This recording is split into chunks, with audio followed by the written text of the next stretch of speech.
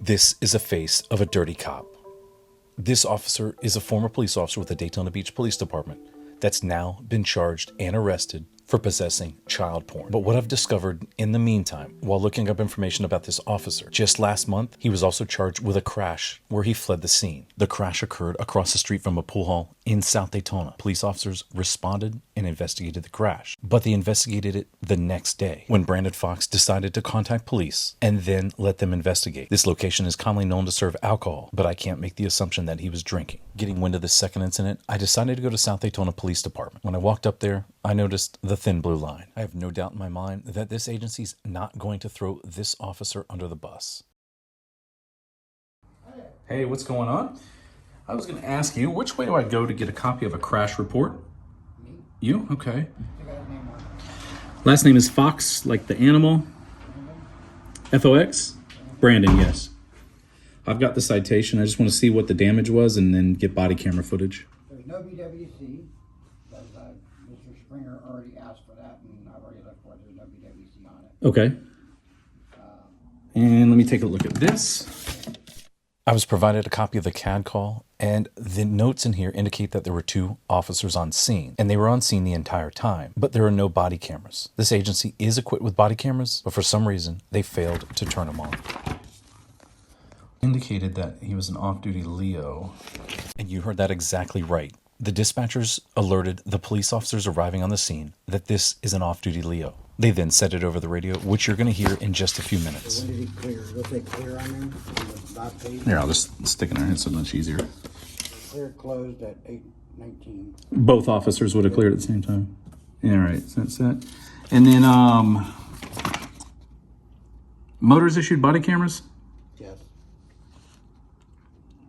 Who would I talk to about where that body camera would be? That would be Brian. Is he available? According to Diamond, he was on his way to work when that happened, so he just Got caught in. and was here. Okay. One more request and I'll be out of your hair. You don't have to give it to me now, just have to do it.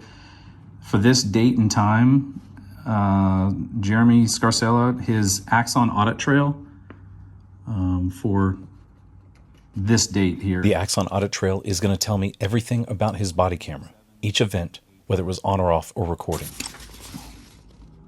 7 and 8:30 Axon audit trail. Need anything else? Hey, can you pull me the radio log for 3/1/2022 from 7 a.m. till 8 a.m. for LE7? 15 Alpha 21, can you copy crash? 15 Alpha 21. 2500 South Nova, wholesale lighting. Occurred at 2 a.m. Driver's off-duty LEO, he's back on scene. I guess RP wants to report for the sign. I hope that resonates with you why they had to announce that he's a law enforcement officer. This is the location that the incident occurred. The parking lot I was standing in is Uncle Waldo's. It's a pool hall.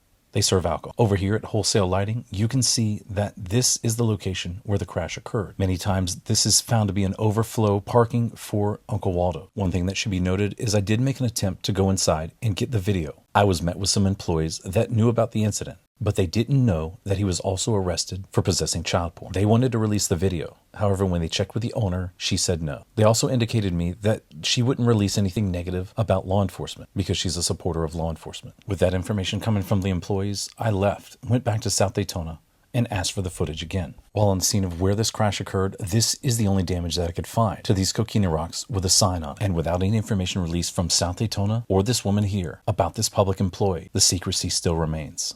So I just got information that there's a security footage video that was given to the PD. I have not heard that. That's what the owner said. Who said that? The owner of Wholesale Lighting.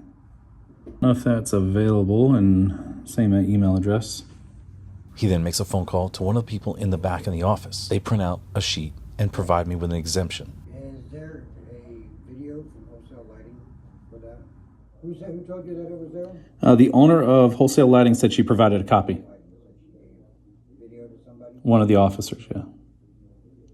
And the statute they brought out was 281.301. It has to do with security and fire safety systems. and exempting video presentations. However, the South Daytona Police Department releases video of private businesses all the time. They do this in security footage or screen grabs so that you can see exactly who they're looking for. But when you're looking for one of their own, they'll do anything to prevent it. Here's another video that they provided of a private business of a man they were looking for an alleged crime. So it makes me wonder why they want to protect law enforcement and their criminal activity. Maybe you can tell me in the comments. I've put a few links in the description. You can go see on their page, the South Daytona Police Department, and the videos that they release.